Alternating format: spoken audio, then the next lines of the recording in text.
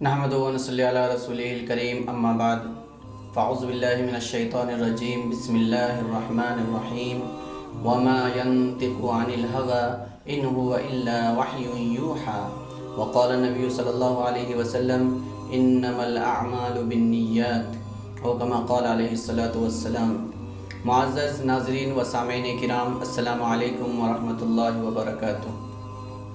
ہم مسلسل درس حدیث کے ایپیسوڈ میں ہیں اور سلسلہ وار ہم آگے بڑھ رہے ہیں۔ اس سے پہلے ہم نے انما الاعمال بالنیات جو حدیث ہے، جس سے امام بخاری رحمۃ اللہ علیہ نے اپنی صحیح کتاب کو شروع کیا ہے، اس کی اہمیت کیا ہے، اس کا درجہ کیا ہے، وہ میں نے آپ حضرات کے سامنے رکھا تھا۔ ابھی اس ایپیسوڈ میں ہم یہ دیکھیں گے کہ اس میں جو اللہ کے نبی صلی اللہ علیہ وسلم نے انما الاعمال بالنیات فرمایا ہے، اس میں اعمال سے کیا مراد ہے اور نیت کا مطلب کیا ہے۔ سب سے پہلے ہم کو یہ سمجھنا ہے کہ اعمال، جو بھی انسان کام کرتا ہے، جو بھی انسان کی حرکت سے ظاہر ہوتا ہے، اسی کو عمل کہتے ہیں، اس کی جمع اعمال ہے۔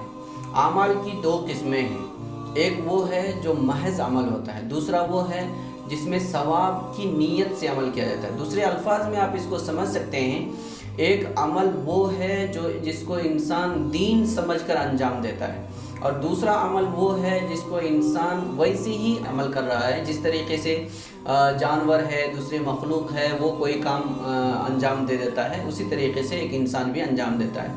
تو عمل دو طرح کا ہو جائے گا۔ یہ جو انما الاعمال بالنیات ہے، اس عمل کا اثر کس چیز کے اوپر ظاہر ہوگا، مطلب عمل کے وجود کے اوپر ظاہر ہوگا یا عمل کے حسن اور خوبی کے اوپر ظاہر ہوگا۔ دوسرے الفاظ میں آپ یہ سمجھیے کہ انما الاعمال بالنیات میں جو کہا گیا ہے، نیت کا اثر عمل کے اوپر کیسے ظاہر ہوگا، یعنی نیت کرے گا تبھی وہ عمل مانا جائے گا، یا نیت کے بغیر بھی وہ عمل وجود میں آ سکتا ہے۔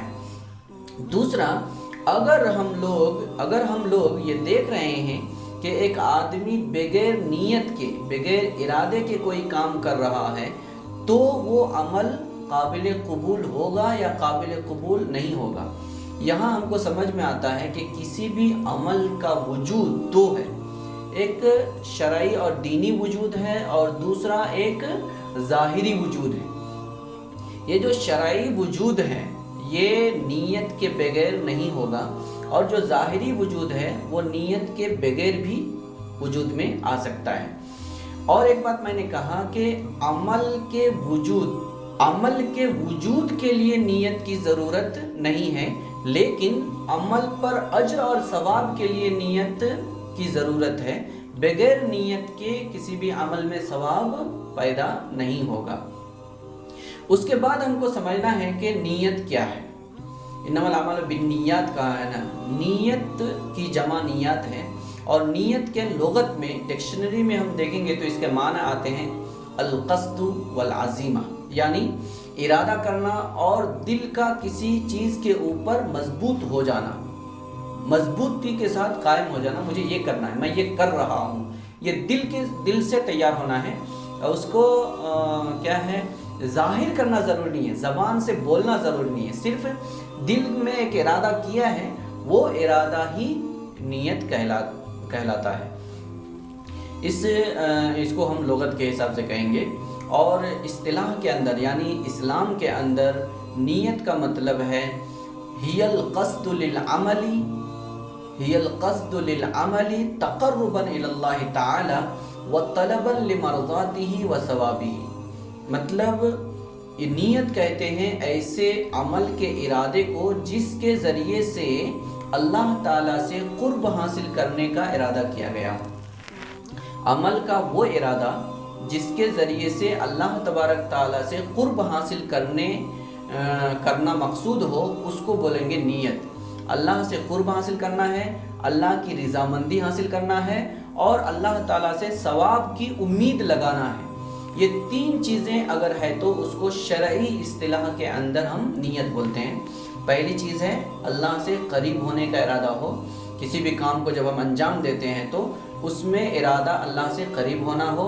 دوسرا، اللہ تبارک تعالیٰ سے اللہ تبارک تعالیٰ سے ثواب حاصل کرنے کا ارادہ ہو، اور تیسرا اللہ تبارک تعالیٰ کی رضامندی حاصل کرنا مقصود ہو۔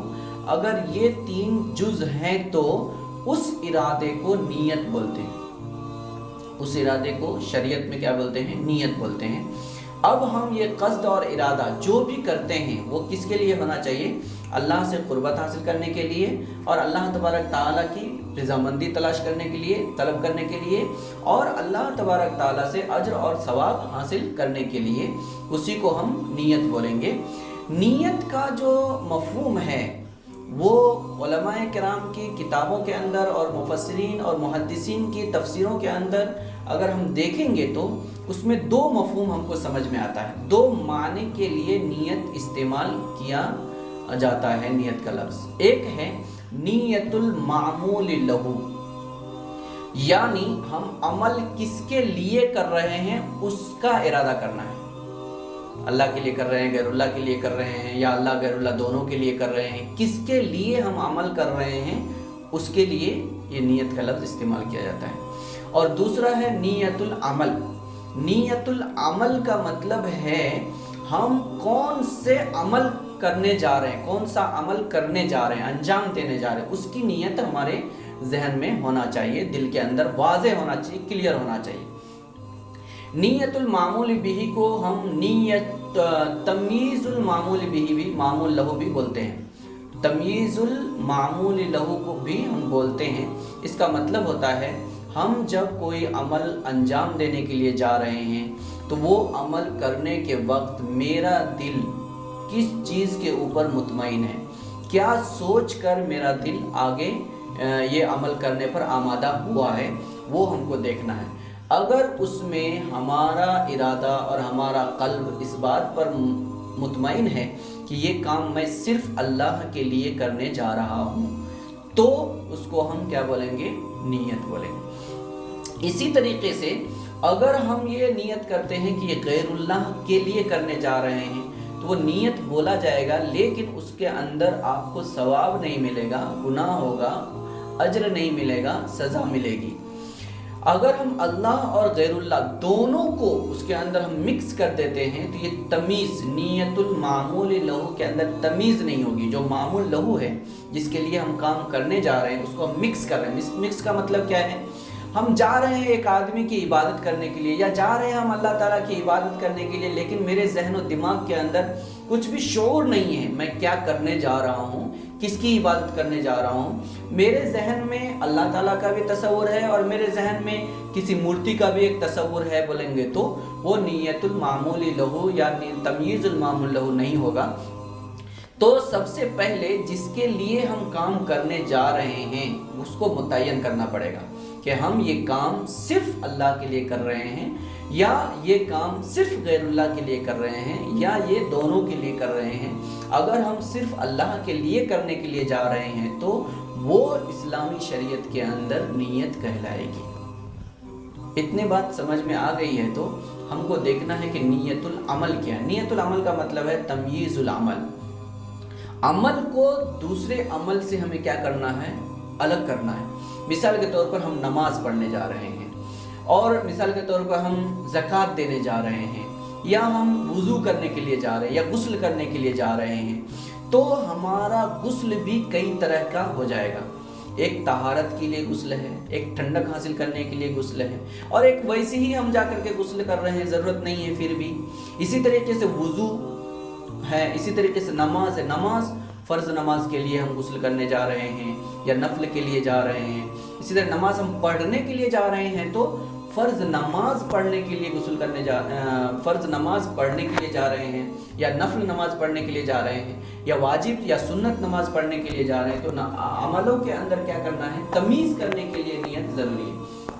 اسی طریقے سے ہم روپیہ ادا کر رہے ہیں زکوٰۃ کے لیے یا صدقے کے لیے ہم دینے کے لیے جا رہے ہیں، تو اس میں بھی ہم کو دیکھنا ہے کہ یہ جو روپیہ میں ادا کر رہا ہوں یہ میں زکوٰۃ کا دے رہا ہوں، یا نظر کا دے رہا ہوں، یا ایک مباح ہے، صدقہ دے رہے ہیں، ویسے ہی ہم کو من میں آیا ہے اس لیے میں خیرات کر رہا ہوں، اس کے اندر بھی فرق کرنے کے لیے نیت ضروری ہے، اور نیت جب تک ہم نہیں کریں گے تب تک ہمیں اس کا ثواب نہیں ملے گا۔